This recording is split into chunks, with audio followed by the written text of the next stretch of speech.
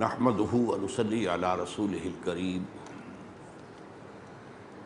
اما بعد فقد قال الله تبارك وتعالى كما ورد في القرآن مرات وكرات اعوذ بالله من الشيطان الرجيم بسم الله الرحمن الرحيم لله ما في السماوات والارض ولله ما في السماوات وما في الارض فقال تبارک و تعالی کما ورد فی سورۃ الاعراف ان الارض للہ یورثها من یشاء من عبادہ وقال عز وجل کما ورد فی سورۃ الحشر کی لا یکون دولۃ بین الاغنیاء منکم وقال جل وعلا کما ورد فی سورۃ الجمعہ فَإِذَا قُضِيَتِ الصَّلَاةُ فَانتَشِرُوا فِي الْأَرْضِ وَابْتَغُوا مِنْ فَضْلِ اللَّهِ وقال عز وجل كما ورد في سورة الحديد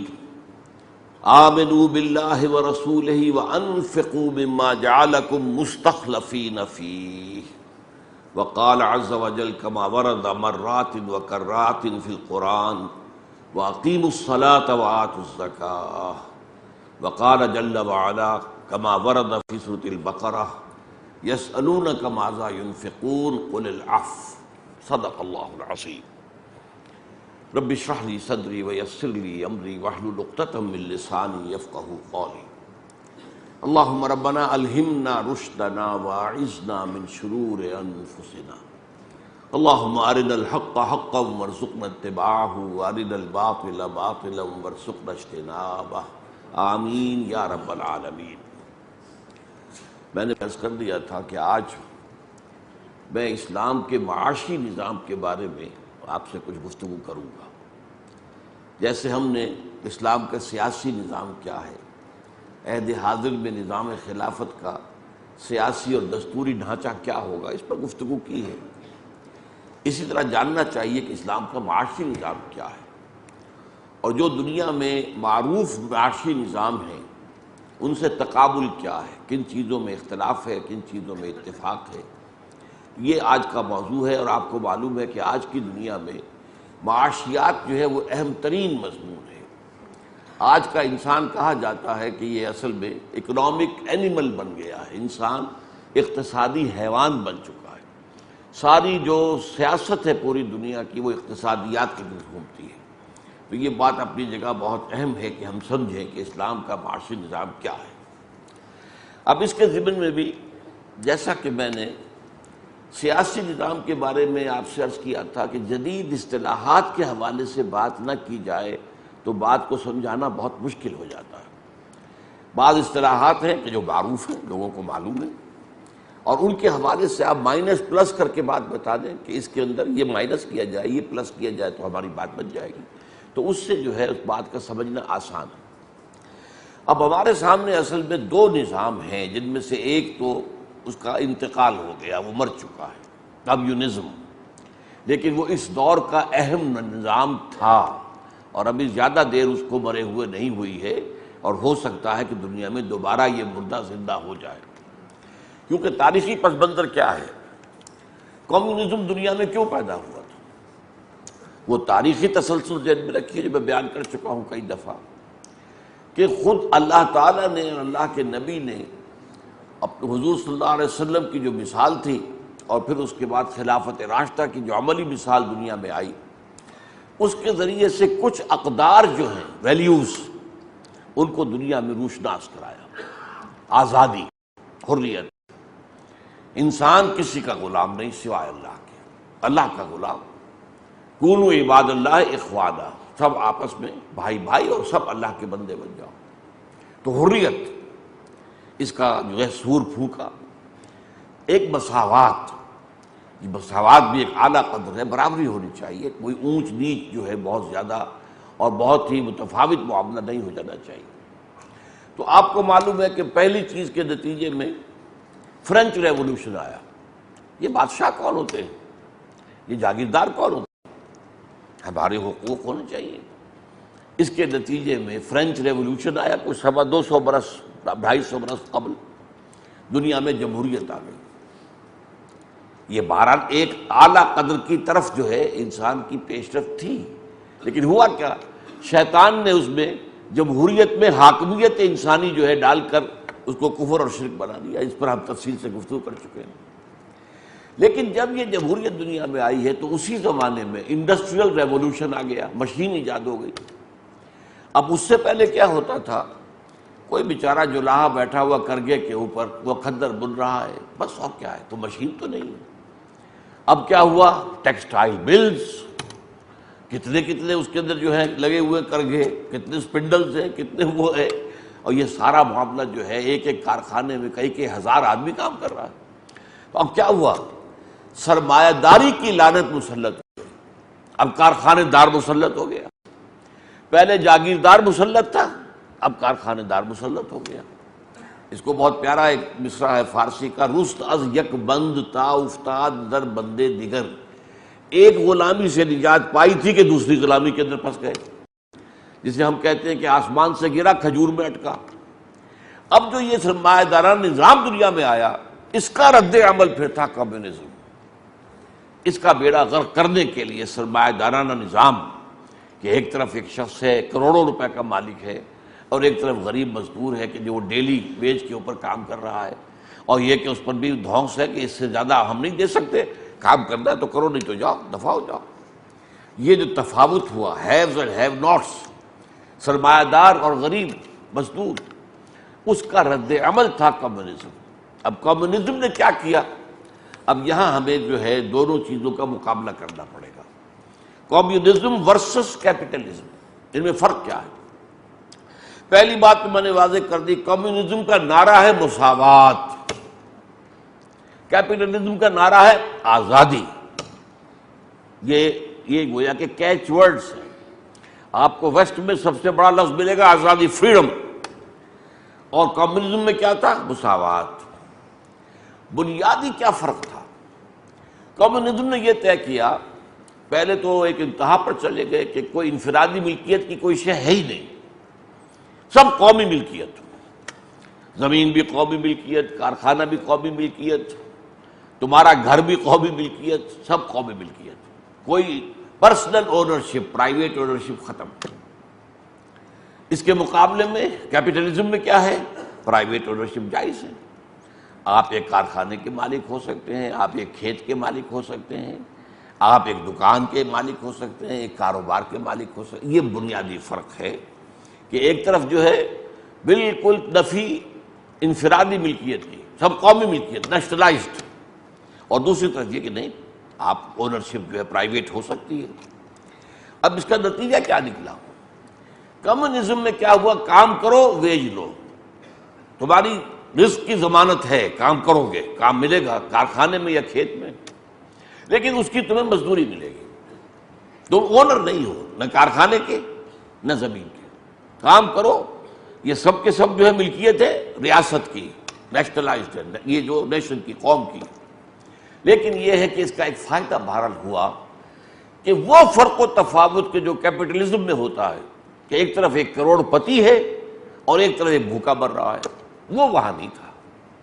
اس میں یقیناً سب کی بنیادی ضروریات بھی تھیں، اگرچہ وہ مساوات کے سب بالکل برابر ہو جائے وہ تو نہیں ہو سکتا۔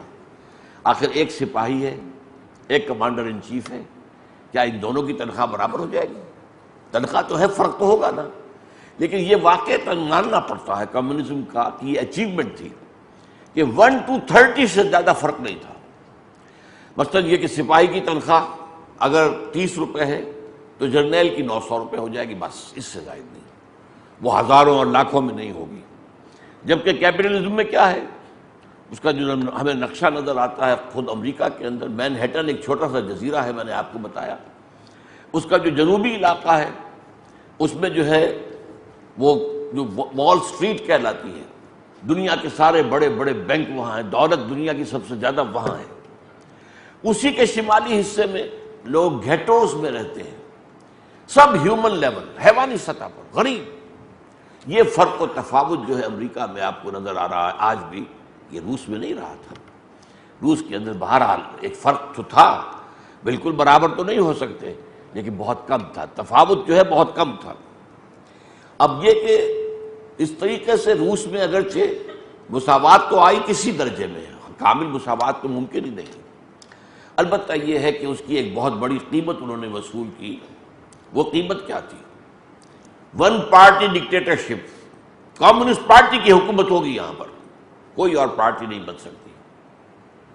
انتخابات ہوں گے لیکن ووٹ صرف کمیونسٹ پارٹی کے ممبر کے پاس ہوگا، جو کمیونسٹ پارٹی کا ممبر نہیں ہے اس کا کوئی ووٹ نہیں، اور کوئی زبان کھولنے کی اجازت نہیں ہے، تنقید کرنے کی اجازت نہیں ہے، جو ہے right of expression and right of association, اپنے اظہار خیال کی آزادی یا جماعت سازی کی آزادی، یہ بھی ختم۔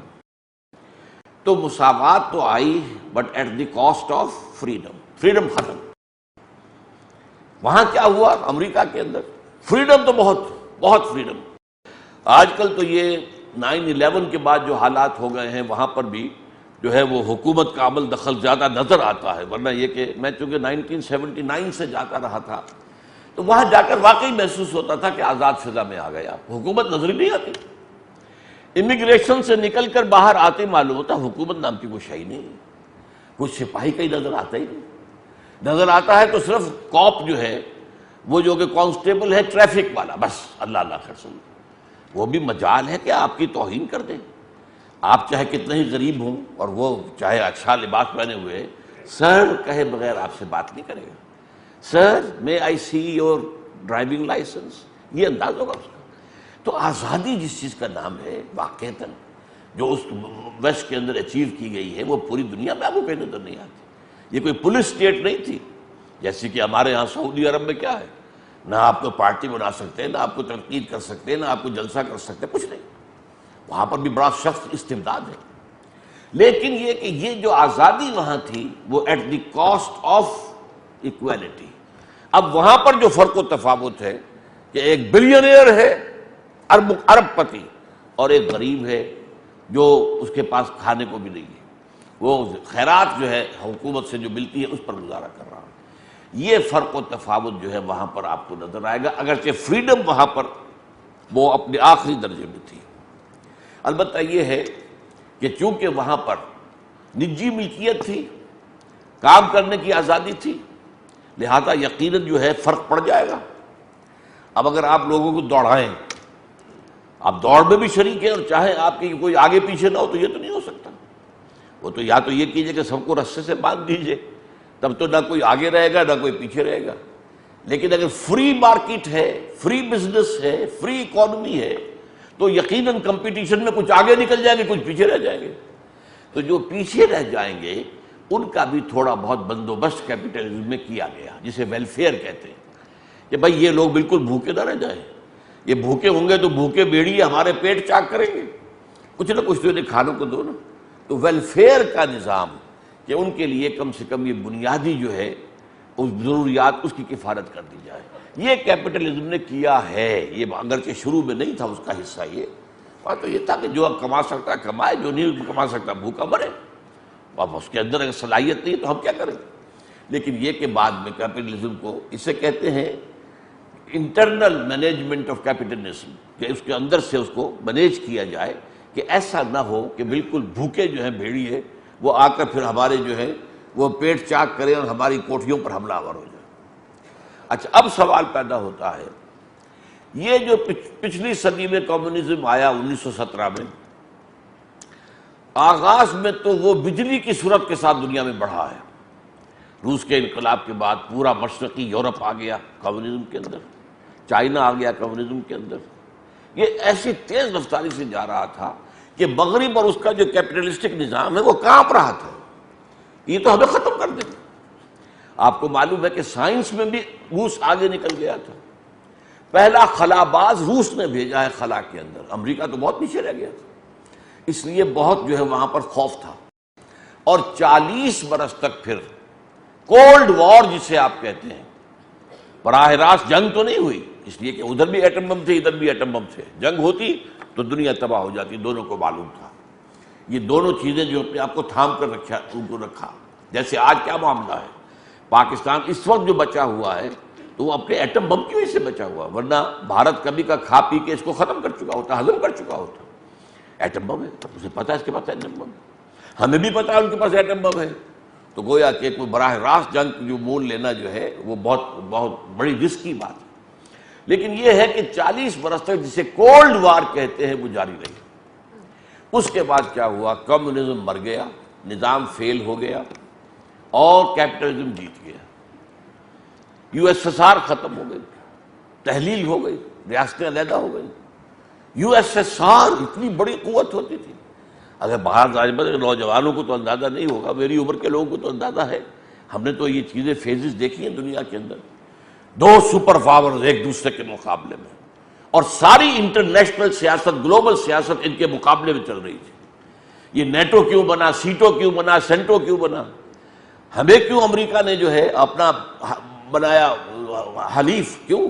اسے کنٹینمنٹ آف رشیا پالیسی، روکنا تھا. اسے روکنے کے لیے ہمیں پاکستان جو ہے وہ ایک فرنٹ سٹیٹ بن گئی تھی.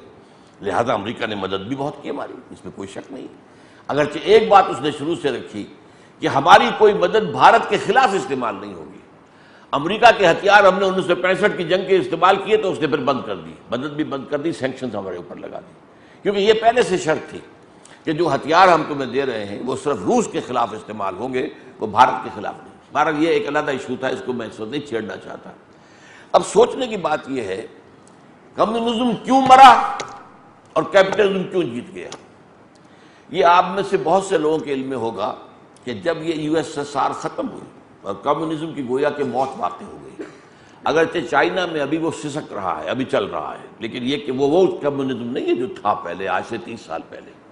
اس میں کچھ نہ کچھ کیپٹلزم کے اندر کی چیزیں شامل کر دی گئی ہیں. ہاں، 1 پارٹی گورنمنٹ اور ڈکٹیٹرشپ وہ 100% موجود ہے، جو کمیونزم رشیا کا، جو یو ایس ایس آر کا معاملہ تھا. لیکن ویسے یہ کہ ان کے معاشی نظام کے اندر کچھ سرمایہ دارانہ نظام کی باتیں شروع کر دی گئی ہیں. لیکن بہرحال یوں کہیے کہ بحیثیت مجموعی کمیونزم کی موت واقع ہو گئی. تو فوکو یاما ایک بڑا مفکر ہے امریکہ کا، اس نے کتاب لکھی. وہ جیسے کہ بغلیں بجاتے ہیں نا، جو کسی فتح مندی میں اور کوئی خوشی میں آ کر کے ہم جیت گئے، اس نے دی اینڈ آف ہسٹری. معلوم ہوا، اس نے کہا کہ ثابت ہو گیا کہ ہمارا نظام سرمایہ دارانہ جو ہے یہی بہترین نظام ہے. دیکھ لو ہمارے مقابلے میں جو کھڑا ہوا تو مرا پڑا ہوا نظام. اس سے ثابت ہو گیا کہ نظام صحیح وہی ہے جو ہمارا ہے، کیپٹلسٹک. وہ لبرل، سیکولر ڈیموکریسی جو جس پر ہم گفتگو کر چکے، ان کا نظام کا ایک سیاسی حصہ ہے، ایک معاشی حصہ ہے کیپٹلزم. اس کیپٹلزم کے حوالے سے جب اس کے مقابلے میں ایک قوت اٹھی تھی وہ مر گئی، ختم ہو گئی. ہم جیت گئے تو مطلب ہوا کہ سرمایہ داری جیت گئی. ثابت ہو گیا کہ بہترین نظام سرمایہ داری ہے. پھر اس کے بعد جو ہے ہنٹنگٹن نے کتاب لکھی کہ نہیں، ابھی یہ معاملہ ختم نہیں ہوا، ابھی تاریخ کے اور دور آنے ہیں، ابھی کلیش آف سویلائزیشنز ہونا ہے، تہذیبوں کا تصادم ہونا ہے. اور اس کے بعد ایک اور کتاب آئی ہے، کلیش آف سسٹمز ہونا ہے، جو نظاموں کا ابھی مقابلہ ہوگا. اور اب نظام سامنے آ سکتا ہے، اسلام کا نظام، وہ آ کر تمہیں جو ہے چیلنج کرے گا. یہ اس کا امکان ہے جو دنیا میں ظاہر کیا جا رہا ہے. اور نیٹو جب یہ یو ایس ایس آر ختم ہوا ہے، اس کے بعد جب نیٹو کو اثر نو منظم کرنے لگے اور ایکسٹینڈ کرنے لگے، NATO north Atlantic treaty organisation NATO, اور رشیا کے مقابلے کے لیے تھی، یو ایس ایس آر کی کنٹینمنٹ کے لیے تھا. لیکن انہوں نے کہا کہ تمہارا دشمن تو ختم ہو گیا، اب تمہیں کس کا اندیشہ؟ اب ہمیں مسلم فنڈامنٹلزم کا خطرہ ہے. ہمیں اندیشہ ہے کہ ایک نظام جو ہے اسلام کا نظام وہ ہمارے مقابلے میں آئے گا. اس کے لیے ہمیں اب تیاری کرنی ہے. اور اس کے بعد کی ساری پالیسی ویسٹ کی اسی ایک مرکزی نقطے کے گرد گھوم رہی ہے. پر اب مجھے بتانا یہ ہے کہ کیوں مر گیا کمیونزم، کیوں جیت گیا کیپٹلزم. اس کے 2 اسباب ہیں. پہلا سبب کیا ہے؟ انسانی جبلت ایک ہے، سرشت ہے انسان کی، اس کو آپ نے نظر انداز کر دیا. اس سرشت میں کیا ہے؟ اگر یہ کھیت میرا ہے، اس کی پیداوار میری ہوگی تو میں زیادہ محنت کروں گا. زیادہ پیداوار ہوگی تو فائدہ میرا ہے نا، تو میں محنت زیادہ کروں گا. اگر وہ میرا کھیت نہیں ہے، یہ میں نے تو محنت کرنی ہے تو میں زیادہ کیوں کروں؟ مجھے تو ویج ملے گی، مزدوری ملے گی نا. وہ مزدوری کم پیداوار ہو زیادہ پیداوار ہو وہ تو وہی رہے گی، تو میں کیوں زیادہ کام کروں؟ یہ انسان کی بیسک سرشت ہے، نیچر ہے، چاہے اسے آپ کے اینیمل نیچر کہہ لیں، اسے انسان کی جو سفلی طبیعت ہے، انسان کے اندر بڑائی بھی ہے، اونچائی بھی ہے، نیچائی بھی ہے۔ اللہ نے پیدا کیا آثر تقویم میں، پھر اسفل سافلین میں بھی اسی انسان کو ڈالا ہے نا۔ تو یہ اس کے سفلی جذبات میں، اب جیسے ایک کارخانہ ہے، کارخانے کا جو ایک مالک ہے، اس کارخانے کی ایک مشین خراب ہو گئی، اب ظاہر بات ہے کہ ایک مشین سے کارخانہ تو کھڑا ہو گیا، کارخانے کا مالک رات بھر کھڑا رہے گا، مستریوں کے سر پر سوار رہے گا، ٹھیک کرو اسے، کیونکہ اگلے روز ظاہر بات ہے کہ لیبر تو آ جائے گی، میرے اوپر تو پڑ جائے گا، مجھے ویج تو دینی پڑے گی، اور کارخانہ کام نہیں کرے گا تو میرا تو نقصان ہو جائے گا۔ لیکن جیسے بھٹو صاحب نے کیا تھا، کارخانہ ہو گیا نیشنلائز، وہاں آپ نے 20ویں گریڈ کے ایک افسر کو لا کے بٹھا دیا، وہ افسر صاحب جو وہ مالک تو نہیں ہے نا، اب اس کو اگر مشین خراب ہو گئی، اس کے افسر کو کیا پرواہ اس کی، 4 دن کارخانہ بند رہے میری بلا سے، کیوں میری تنخواہ بھی کمی ہو جائے گی، وہ جو کیوں کرے گا محنت، وہ رات کو کیوں جاگے گا؟ مالک جاگے گا، کھڑا رہے گا، سر پر سوار رہے گا، درست کروائے گا، چلائے گا کارخانہ۔ جو مالک نہیں ہے وہ تو ملازم ہے، تنخواہ ہے، اس کو تو تنخواہ ملنی ہے، وہ خامخواہ اپنے آرام کے اندر خلل برداشت کرے گا۔ اسی لیے ہمارے یہاں فیلئر ہو گیا تھا جب نیشنلائز کیا بھٹو نے، نتیجہ کیا نکلا؟ مزدوروں نے کام کرنا چھوڑ دیا۔ ریلوے کا جو حال ہو گیا تھا، وہ میں آپ کو لطیفہ سنا دیتا ہوں کہ اس زمانے میں میں ایک دفعہ جا رہا تھا کراچی، اور فرسٹ کلاس اور تیز گام، لیکن کیا حال تھا، نہ اس میں بجلی، نہ پنکھا، نہ ٹوائلٹ میں پانی، فرسٹ کلاس کا یہ حال تھا۔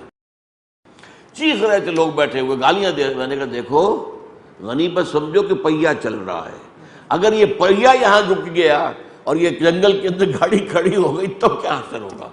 تو چلو پانی نہیں ہے، بجلی نہیں ہے، پنکھا نہیں ہے، یہ پہیا، یہ حال ہو گیا تھا، کام کرنا چھوڑ دیا تھا۔ تو یہ جو فرق ہے، اب اگر ظاہر بات ہے کہ انفرادی ملکیت ہے تو آپ محنت زیادہ کریں گے، پروڈکشن بھی زیادہ ہوگی، اس میں کمپٹیشن بھی ہوگا، آپ بہتر سے بہتر مال بنائیں گے تاکہ آپ کا مال زیادہ بکے، کم سے کم قیمت پر دیں گے تاکہ آپ کا مال زیادہ بکے، ٹرن اوور زیادہ رہے۔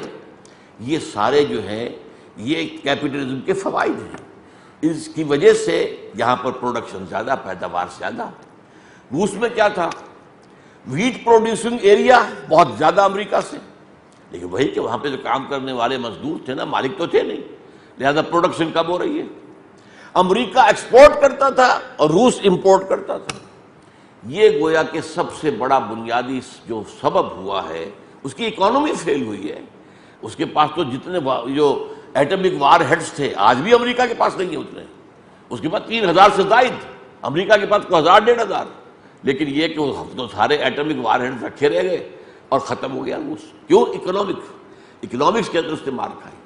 تو پہلی بات تو یہ ہوئی کہ اس کیپٹلزم کے اندر یہ جو خوبی ہے، اس کی وجہ سے وہ جیتا، اور کمیونزم میں یہ جو خامی اس کی وجہ سے وہ ہار گیا۔ نمبر 2، اسی انسانی فطرت کا ایک پہلو یہ بھی ہے کہ میں چاہتا ہوں کہ میری رائے جو ہے میں پیش کروں لوگوں کے سامنے، بھائی مجھے حق ہونا چاہیے، مجھے اپنے خیالات کو ایکسپریس کرنے کا حق ہونا چاہیے، فریڈم آف ایکسپریشن۔ اور میں چاہتا ہوں جماعت والا نہیں، ایک پروگرام دینا لوگوں کو، تو مجھے حق ہونا چاہیے، ایسوسیشن، رائٹ آف ایسوسیشن۔ جو ویسٹ کے اندر ہے آزادی ہے مکمل، اور چونکہ روس میں نہیں رہی لہذا اندر سے گھٹن ہو گئی۔ اب سوچنے سمجھنے والے لوگ، آخر لوگوں کے اندر ہر طرح کے لوگ ہوتے ہیں، سوچنے سمجھنے والے لوگ اس حبس کے اندر نہیں رہ سکتے۔ وہاں کے دانشور بھاگتے تھے، روس کے جان چھڑا کے بھاگتے تھے، امریکہ میں جا کر آباد ہوتے تھے۔ کیوں؟ ایک آزادی کی فضا ہے، آپ کو اپنی بات کہنے کا حق حاصل ہے، آپ کو اپنی بات کی بنیاد پر کوئی جماعت ساتھ بنانے کا حق حاصل ہے۔ تو یہ 2 فیکٹرز ہیں جن کی وجہ سے جو کمیونزم ہے وہ مار کھا گیا، مر گیا، اور کیپٹلزم جیت گیا۔ اب میں ان کے حوالے سے آپ کو بتا رہا ہوں۔ اب اسلام کے نظام کے بارے میں کچھ جو بڑی ایک بحثیں ہمارے ہاں چلتی رہی ہیں، آج کل تو وہ ختم ہو چکی ہے، کیونکہ کمیونزم مر گیا ہے، وہ بات ختم ہو گئی۔ آج سے کوئی 30-40 سال پہلے تو ہمارے ہاں لیفٹسٹ، رائٹسٹ، کمیونسٹ لوگ بھی تھے کہ نہیں؟ لیفٹسٹ تھے کہ نہیں؟ لیفٹسٹ، رائٹسٹ، آج کل یہ الفاظ سنتے ہی نہیں آپ، کیونکہ وہ لیفٹ کا تو معاملہ ختم ہو گیا، لیفٹ کا قبلہ کعبہ ختم ہو گیا۔ لیکن یہ کہ لیفٹسٹ ہے، یہ رائٹسٹ ہے، یہ فلاں ہے، یہ سوشلسٹ ہے۔ بھٹو نے نعرہ لگایا تھا، اسلامک سوشلزم کا نعرہ لگایا تھا، آیا تھا میدان کے اندر، روٹی کپڑا اور مکان کا نعرہ لگا کر آیا تھا۔ یہ سارا جو معاملہ یاد کیجئے، اس وقت بڑی بحثیں چلتی تھی کہ یہ جو تم کہتے ہو کہ ہر چیز بس اللہ کی ملکیت ہے، تو پھر یہ ہر چیز ملکیت ہے تو تمہارے پاس جو جائیداد ہے وہ کیوں ہے؟ اور پھر زکوٰۃ کس چیز پہ ہوگی؟ اگر کسی کی ملکیت ہی کچھ نہیں ہے، کچھ اپنے پاس رکھتے ہی نہیں، یہ جو قرآن کہتا ہے کہ یہ پوچھتے ہیں کہ ہم کتنا خرچ کریں، کہہ دو جو تمہاری ضرورت سے زائد تو خرچ کر دو اللہ کی راہ میں، ڈونٹ ریٹین اینی تھنگ، تو پھر زکوٰۃ کہاں پہ ہوگی؟ اگر ریٹین کرنا ہی نہیں ہے تو جائیداد کی تقسیم کا قانون قاعدہ دے رکھا ہے اللہ نے، وہ تو دے رکھا ہے کہ جو بھی آپ کو چھوڑ کر جا رہے ہوں، جو بھی مال آپ نے چھوڑا ہو، کوئی شخص فوت ہوا ہے تو اس میں یہ حصے دار ہے، یہ بیٹوں کا حصہ ہے، یہ بیٹیوں کا حصہ ہے، یہ بیوی کا حصہ ہے، یا بیوی اگر فوت ہوئی تو یہ شوہر کا حصہ وغیرہ وغیرہ۔ تو یہ بڑی کنٹروورسیز تھی ہمارے ہاں، اور کچھ لوگ جو کہ سوشلزم اور کمیونزم کو اسلام کے عین مطابق ثابت کرنا چاہتے تھے، وہ ان چیزوں کا سہارا لیتے تھے کہ یہ چیزیں جو ہے تو اس میں ملکیت تو اللہ کی ہے، کسی اور کی تو ہے ہی نہیں، اور ان الارض للہ، میں نے ابھی آیت آپ کو سنائی، زمین اللہ کی ہے، یہ کسی زمیندار اور کسی کی جاگیردار کی نہیں ہے، کسی اور چھوٹے زمیندار کی بھی نہیں ہے، زمین تو بس نیشنلائز ہونی چاہیے وغیرہ وغیرہ۔ اب اس کا حل کیا ہے؟ وہ ہے جو میں آپ کے سامنے رکھ رہا ہوں، اور بڑی عجیب سی بات میں کہنے لگا ہوں، اس کو ذرا غور سے سنیے۔ اسلام کے معاشی نظام ایک نہیں دو ہے۔ ایک ہے روحانی سطح پر، اسے ایمانی کہیں، احسانی کہیں، روحانی کہیں۔ ایک ہے قانونی سطح پر۔ ان دونوں میں کافی تضاد ہے۔ اب اس کی ایک مثال میں آپ کو باہر سے دے دوں تاکہ پھر یہ بات سمجھ میں آ جائے۔ دیکھیے، ایک شخص نے آپ کو تھپڑ مارا، اب اگر تو آپ ہیں کمزور اور وہ ہے بہت ٹھاڑا، تو قہر درویش بڑھ جانے درویش آپ بدلہ لے نہیں سکتے، ٹھیک ہے؟ فرض کیجئے آپ اتنے طاقتور ہیں کہ بدلہ لے سکتے ہیں۔ اب آپ کے سامنے دو راستے ہوں گے، ایک روحانی راستہ ہے، معاف کر دو، عفو، درگزر، تمہارے اندر روحانی ترفع پیدا ہو جائے گا، والعافین عن الناس، لوگوں کو معاف کرنے والے، وَإِن تَعْفُوا وَتَصْفَحُوا وَتَغْفِرُوا فَإِنَّ اللَّهَ غَفُورٌ رَحِيمٌ۔ اگر تم معاف کر دیا کرو اور بخش دیا کرو اور نظر انداز کیا کرو لوگوں کی زیادتیوں کو، تو اللہ بھی تو بخشنے والا ہے نا۔ تم نہیں چاہتے اللہ تمہارے گناہ بخشے، تو تم بھی لوگوں کو بخشو۔ دوسرا کیا راستہ ہے؟ بدلہ لو، قصاص، یہ بھی جائز ہے، بدلہ لے سکتے ہیں۔ اب دیکھیے، ایک ہے قانونی نظام، دنیا کے قانونی نظام کے لیے بدلہ ضروری ہے، ورنہ آج آپ نے اس کو چھوڑ دیا، کل وہ کسی اور کو بھی تھپڑ مارے گا، آج اس نے آپ کو مارا، کل کسی اور کو مارے گا، وہ تو مجرموں کی حوصلہ افزائی ہو جائے گی۔ وَلَكُمْ فِي الْقِصَاصِ حَيَاةٌ يَا أُولِي الْأَلْبَابِ، اے ہوش مندو، قصاص میں زندگی ہے۔ معاشرہ قصاص پر قائم رہ سکتا ہے، عفو پر نہیں۔ ہاں، عفو، جبکہ آپ بدلہ لینے پر قادر ہیں، اگر معاف کرتے ہیں تو روحانی طرف وہ آپ کو حاصل، یہ انڈیویجول ہے، روحانیت انڈیویجول ہوتی ہے، انفرادی سطح پر آپ کو ترفع حاصل ہو جائے گا عفو کے ذریعے سے، لیکن معاشرے کی بہتری کس میں ہے؟ قصاص میں ہے۔ وَلَكُمْ فِي الْقِصَاصِ حَيَاةٌ يَا أُولِي الْأَلْبَابِ۔ اب قرآن مجید ایک طرف عفو اور درگزر کی تلقین بھی کر رہا ہے، ایک طرف کہتا ہے بدلہ لینے میں زندگی ہے، تو بظاہر تضاد ہے نا، لیکن تضاد نہیں ہے، دونوں کا محل مختلف ہے۔ ایک دنیا کے نظام کے اعتبار سے بات ہو رہی ہے، اور ایک انفرادی روحانیت کے اعتبار سے بات ہو رہی ہے۔ بالکل یہی معاملہ ہے اسلام کے معاشی نظام کا۔ اسلام کا ایک معاشی نظام ہے روحانی لیول پر، اس کے 4 کارڈینل پرنسپلز ہیں، نوٹ کر لیجیے۔ للہ ما فی السماوات و ما فی الارض، آسمان اور زمین کی ہر شے اللہ کی ملکیت ہے۔ ملکیت انسانی کی نفی، نہ انفرادی نہ قومی، نفی، پہلی بات ہو گئی۔ ایمان تو اسی پر ہے نا، ہر شے اللہ کی ہے، آسمان و زمین کی ہر شے اللہ کی ہے، اور جو تمہارے پاس ہے وہ اللہ کی امانت ہے، تم مالک نہیں ہو۔ این امانت چند روزہ نزد ماست، در حقیقت مالک ہر شے خداست۔ یہ جو کچھ بھی ہے میرے پاس، یہ تو یہاں تک کہ آپ کا یہ جسم، یہ بھی آپ کے پاس اللہ کی امانت ہے۔ یہ ہاتھ اللہ نے آپ کو دے رکھا ہے، امانت ہے اس کا غلط استعمال اگر ہوگا تو خیانت ہو جائے گی۔ یہ آنکھیں اللہ نے دی ہیں، ان کا غلط استعمال نہ ہو۔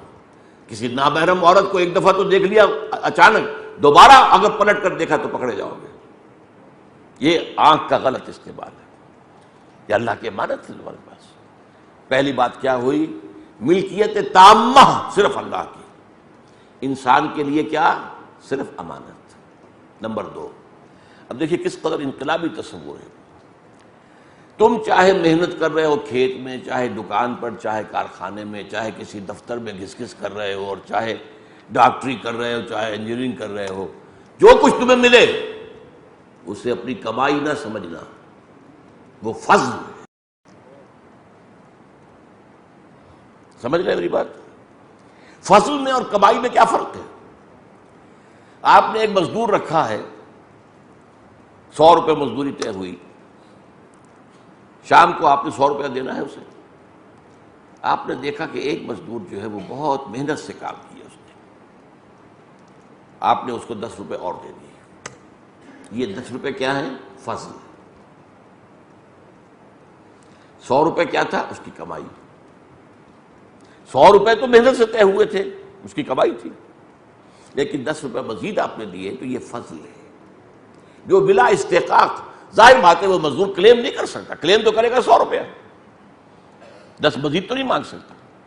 تو اللہ نے جو کچھ تمہیں اللہ دے، چاہے وہ ملازمت میں تنخواہ مل رہی ہے، چاہے کارخانے میں کما رہے ہو، چاہے زمین سے کما رہے ہو، وہ اللہ کا فضل ہے، قسم نہیں ہے۔ قسم تو ہے، نیکی کمائی تو وہ قسم ہے، بدی کمائی تو وہ قسم ہے۔ لہا ما کسبت وعلیہا ما اکتسبت، نیکی کمائی ہے تو اسی کے لیے، کوئی بدی کمائی ہے تو اسی کے لیے۔ قسم جو ہے وہ در حقیقت ہے انسان کے اخلاقی اعمال کے لیے۔ مال جو بھی انسان کماتا ہے جسے ہم کمائی کہہ دیتے ہیں، وہ کمائی نہیں ہے، فضل ہے۔ نمبر 4، اس فضل میں تمہارا حق صرف تمہاری ضروریات ہیں۔ جو ضرورت سے زائد ہے وہ اللہ نے دوسروں کا حق تمہارے پاس ڈال دیا ہے تمہارے امتحان کے لیے۔ یا تو یہ کہ یہ دے کر دوسروں کو، غریبوں کو، فقراء کو، مساکین کو حق بحقدار رسید کر دو، ورنہ یہ کہ گویا کہ تم غاصب ہو۔ لہذا یہ 4 باتیں جو ہے، یہ آپ نے سوچا، کبھی ان باتوں پر غور کیا؟ اب آپ نوٹ کیجئے، جو قانونی نظام ہے وہ کیا ہے؟ آپ کی ملکیت ہو سکتی ہے، قانونی ملکیت، آپ کی دکان بھی ہو سکتی ہے، مکان بھی ہو سکتا ہے، کارخانہ بھی ہو سکتا ہے، کھیت بھی ہو سکتا ہے، قانونی یہ ہے۔ لیکن روحانی طور پر ملکیت اللہ کی، ہمارے پاس امانت، جو کچھ ہمیں ملتا ہے وہ اس کا فضل، ہمارا کسب نہیں۔ کسب ہوتا تو ہم کہتے ہیں میں نے کمایا ہے، میں جس طرح چاہوں خرچ کروں، نہیں، فضل ہے اللہ کا۔ اللہ کا فضل ہے، اس میں تمہارا جائز حق کا کیا ہے؟ ضروریات۔ یسألونک ماذا ینفقون قل العفو، اے نبی یہ آپ سے پوچھتے ہیں کہ یہ بار بار کہا جا رہا ہے انفقوا انفقوا انفقوا، کتنا خرچ کریں، کہاں تک کریں؟ کہہ دیجیے جو بھی ضرورت سے زائد ہے دے ڈالو، ڈونٹ ریٹین اٹ۔ اب آپ نوٹ کیجئے، حضور نے زندگی اس سطح پر گزاری ہے، کبھی پیسہ رکھا اپنے پاس؟ سوچئے، صحابہ میں سے بھی ایک بہت بڑی جماعت تھی جنہوں نے اس سطح پر زندگی گزاری، جنہیں ہم فقراء صحابہ کہتے ہیں۔ یہ جو اصحاب صفہ تھے، یہ کون تھے؟ یہ کوئی کمائی کرتے تھے؟ کسی کی کوئی جائیداد تھی؟ اور بڑے صحابہ میں بھی سلمان فارسی، جن کے بارے میں حضور نے فرمایا سلمان منا اہل البیت، سلمان بھی ہمارے اہل بیت میں سے۔ ابو الدرداء، یہ کون لوگ تھے؟ فقراء، کچھ پیسہ نہیں رکھا۔ آپ سوچئے، اگر میں ایک بات آپ سے کہہ رہا ہوں تو آپ مجھے ہو سکتا ہے کہ عام آدمی سے کہوں تو وہ میرا سر پھاڑ دے گا، حضور نے زندگی بھر زکوٰۃ نہیں دی۔ کیا کہہ رہے ہو؟ اسلام کا رکن زکوٰۃ، اور حضور نے نہیں دی بھائی، اس لیے کہ زکوٰۃ تو ہوتی ہے کہ کوئی مال جمع ہو آپ کے پاس، مال رکھا ہی نہیں تو زکوٰۃ کس بات کی؟ اگر سورج کھڑا ہو جائے، وہ مغرب کی طرف نہ ڈھل کے، تو کیا ظہر کا وقت ہو جائے گا؟ وہ تو نہیں ہوگا۔ کھڑا ہے اگر وہیں پر تو ظہر تو نہیں آئے گی، عصر تو نہیں آئے گی۔ اسی طریقے سے مال رکھا ہی نہیں اپنے پاس کبھی، تو زکوٰۃ کیسے ہوگی؟ وراثت کہاں ہوگی؟ کس بات کی وراثت؟ حضور نے تو فرمایا نحن معاشر الانبیاء لا نرث ولا نورث، ہم جو نبی ہیں، جو ایک جماعت ہے اللہ کی طرف سے، اور تمام انبیاء جو ہیں، بنو علاتن کہا حضور نے، یہ جو ہے در حقیقت ماں زاد بھائی ہیں آپس میں، باپ سب کا ایک ہے، ماں علیحدہ ہے نبیوں کی. تو فرمایا کہ ہمیں تو نہ ہمیں وراثت ملتی ہے اور نہ ہماری کوئی وراثت آگے جاتی ہے. اسی پر تو جھگڑا کر لیا تھا حضرت فاطمہ رضی اللہ تعالیٰ عنہ نے. حضور نے باغ فدق رکھا ہوا تھا اپنے گھر والوں کے خرچے کے لیے، ان کے انتقال پر فرمایا، انہوں نے حضرت فاطمہ نے کلیم کیا یہ میرے باپ کی وراثت ہے، مجھے منتقل کرو. حضرت ابوبکر نے فرمایا حضور نے تو یہ حدیث کہی ہے کوئی وراثت نہیں ہوتی نبی. تو وراثت وہ تو ایک بتا رہا ہے، برتنے کے لیے ایک چیز رکھی ہوئی ہے، وہ ملکیت تو نہیں. اسی طریقے سے نوٹ کیجئے یہی سطح ہے جس پر کہ صوفیاء کرام نے زندگی گزاری ہے. یہ جو بابا فرید رحمۃ اللہ علیہ، ان کے ہاتھ پر اگر لاکھوں آدمی ایمان لے آئے، اور اگر اجمیری معین الدین اجمیری رحمۃ اللہ علیہ لاکھوں آدمی ایمان لے آئے، کیوں؟ پانی کے اندر نمک ڈال کر اس سے سوکھی روٹی کھاتے ہیں. کیا انہوں نے کوئی جائیداد بنائی؟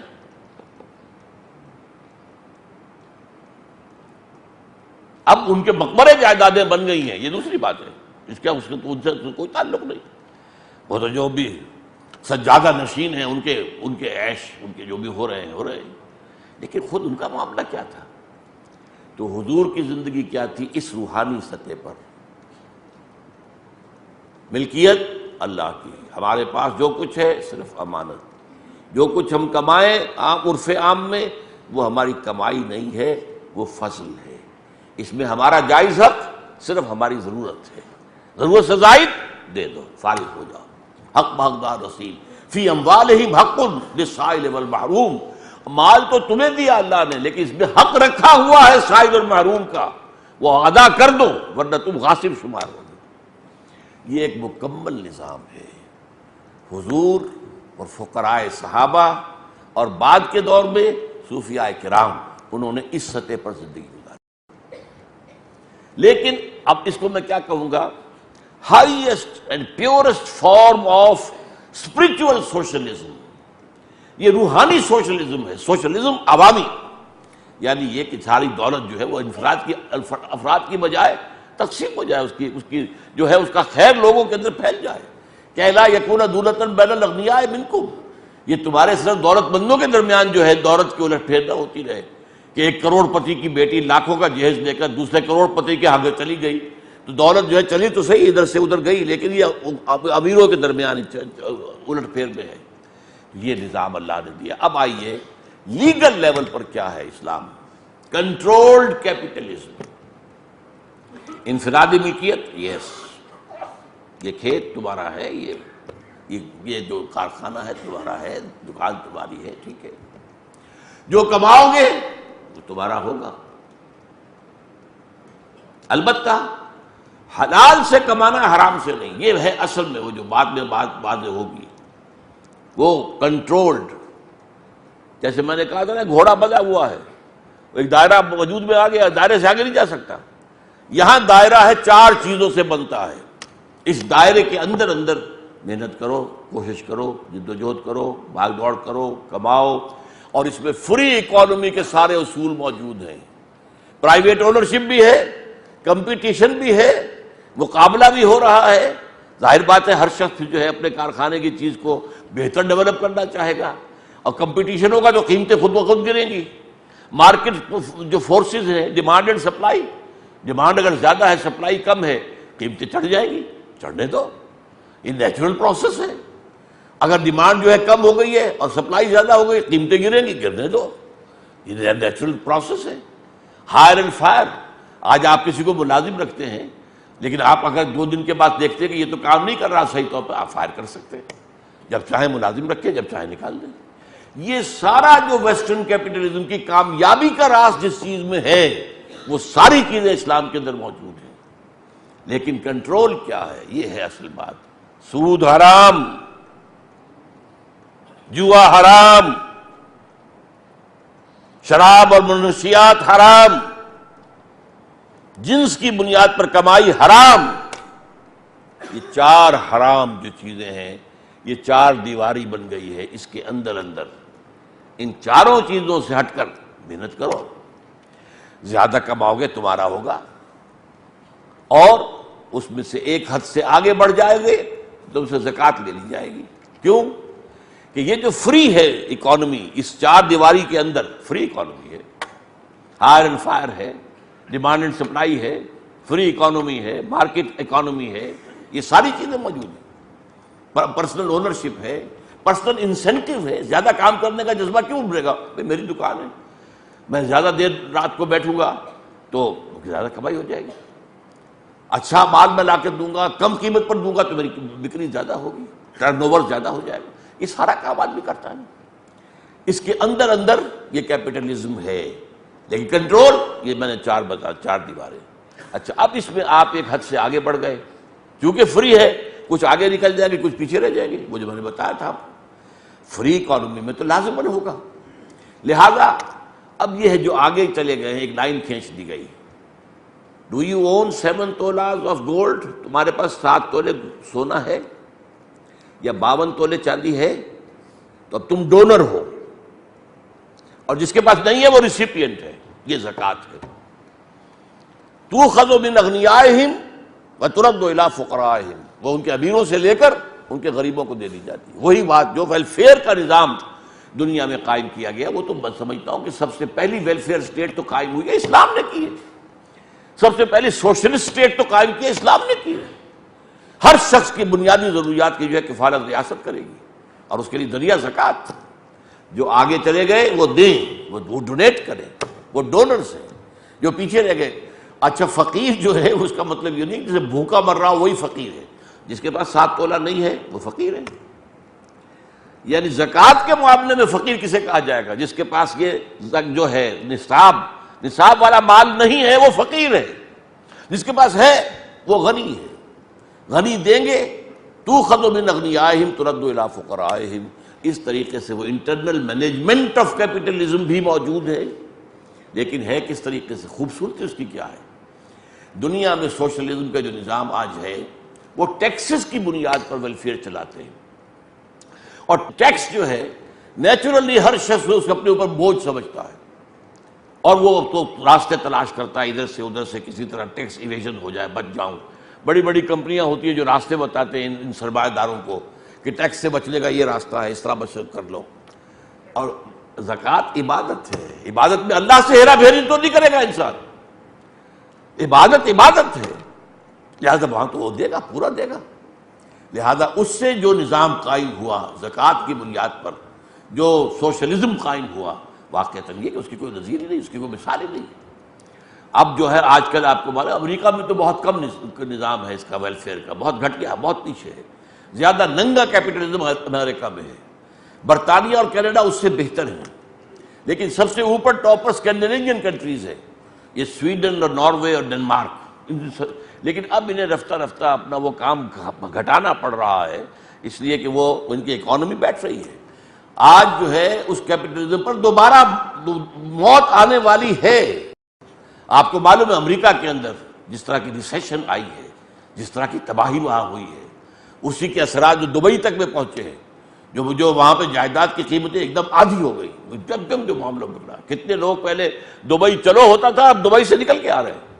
یہ سارا معاملہ جو ہے کیپٹلزم، فوکویاما نے کہا تھا کہ فتح ہو گئی ہماری، کیپٹلزم ہی دنیا کا نظام ہے. لیکن آج دنیا کے سامنے یہ ہے کہ سوچنا پڑ رہا ہے کہ نہیں، یہ کیپٹلزم جو ہے ننگا کیپٹلزم، یہ چلنے والا نہیں ہے. دوبارہ وہ کچھ سوشلزم کی سوچ رہے ہیں. حالانکہ اصل میں یہ موقع ہے، اس وقت انسان ایک کراس روڈ پر آ گیا. کدھر جائے اب؟ پہلے اگر کیپٹلزم ناکام ہوا تھا تو کمیونزم آیا، کمیونزم ناکام ہو گیا تو پھر کیپٹلزم آ گیا، اور یہ گلوبلائزیشن کی شکل میں آ رہا ہے. عالمی یہ ہے سرمایہ دارانہ نظام. لیکن اس کے خلاف بھی رد عمل پیدا ہوگا، اور یہی موقع ہے جب کہ ضرورت ہے اس بات کی کہ اسلام کا معاشی نظام دنیا کے سامنے پیش کر دیا جائے. یہ یوں سمجھئے کہ ماسٹر سٹروکس ہیں 4: سود حرام، جوا حرام، منشیات حرام، اور جنس کی بنیاد پر کمائی، چاہے وہ پروسٹیٹیوشن ہو، چاہے وہ آپ جنسی جذبات بھڑکا کر فلم میں دیکھنے کے لیے لوگوں کو آمادہ کریں، اس سے کمائی کریں، پھر سارا بزنس کائے پر ہو رہا ہے؟ جنسی جذبات جتنے آپ بھڑکائیں گے زیادہ اتنی آپ کی فلم کامیاب ہوگی، اتنی ہی آپ کی کامیابی ہوگی، اتنی ہی اس جو ہے کمائی ہوگی۔ تو جنس کی بنیاد، ہر اشتہار پر عورت کو کیوں بٹھا رکھا ہے؟ سوچنے کی بات ہے۔ موٹر سائیکل کا اشتہار ہے تو کوئی خاتون کھڑی ہوئی ہے، بسکٹوں کا اشتہار ہے تو وہ خاتون، یہ بھائی یہ خاتون یہ بکاؤ مال بن گئی ہے، اس کی شکل و صورت کو تم نے بکاؤ مال بنا لیا، تم جنسی جذبات کو استعمال کر رہے ہو۔